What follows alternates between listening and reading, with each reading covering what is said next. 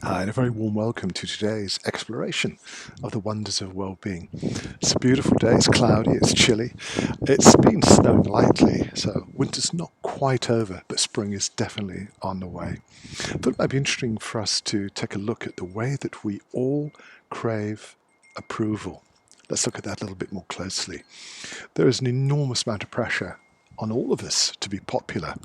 It starts when we're small children. We're taught to behave in a way which will make us more socially acceptable.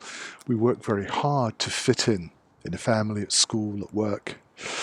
It just goes on. And one of the problems with this particular approach is that we're encouraged to play roles. It's like players in a play, in a stage production.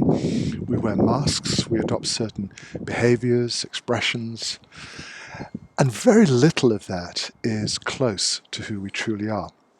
I think the tragedy of life is that we can spend all of the years of this precious gift. Yeah, there are a few snowflakes falling.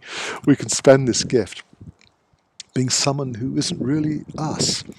We often accept these roles, these personas, as being a representative of who we really are.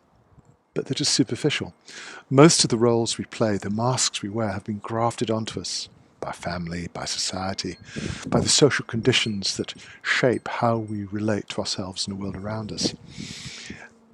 And social media tends to push us in a direction of becoming as popular as possible. I'm not a big fan of this. You probably gathered that, didn't you? Because I would suggest that the single most important connection that you have with who you are and what you are is with your deepest sense of identity. You can live your entire life without even being aware of it. But underneath all of these roles, beneath the masks we wear, there is the real you that waits with infinite patience for you to pay attention to it, to discover beyond all the confusion, all the conflicts, all the different roles we play, that there is something pure and authentic that is who you really are.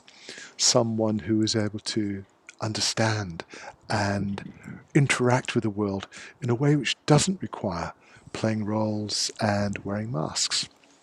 It's an intriguing thought. But rather than expending so much energy trying to be what other people want or expect you to be, I'd like to suggest that perhaps now and again you can just relax and aim to be yourself. Just be who you are and learn perhaps to accept yourself completely. We've touched on this before and it seemed to touch a chord in your hearts. This sense that, I don't have to do everything just to gain approval and acceptance from others.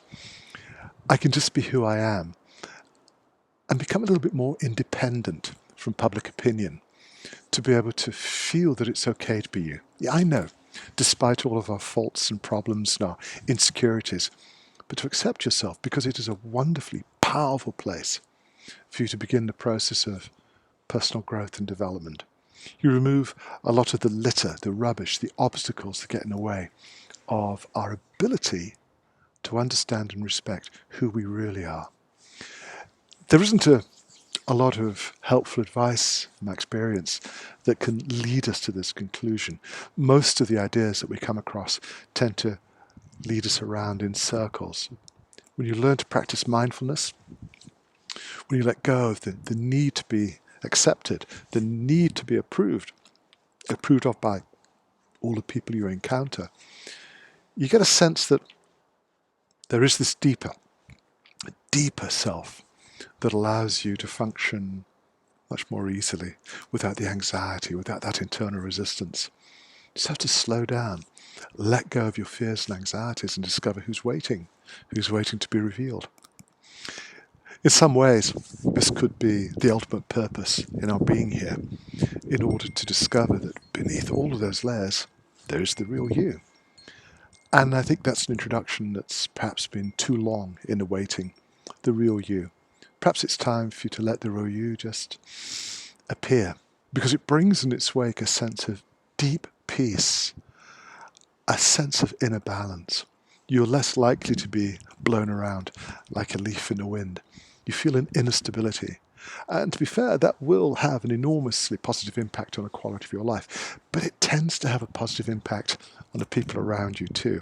You're less anxious, angry, constantly under stress. You become more accommodating, more understanding, more accepting of others as you accept yourself. And that, in the history of our species, has always been a formula for a better world and a better quality of life for all of us to share. I'd love to know what you think, so please, as always, feel free to share your thoughts and feelings, your ideas and suggestions. I don't know if the camera's picking up the fact that there is a little bit of heavier snow, a little bit of heavier snow arriving, which could be my cue to take shelter.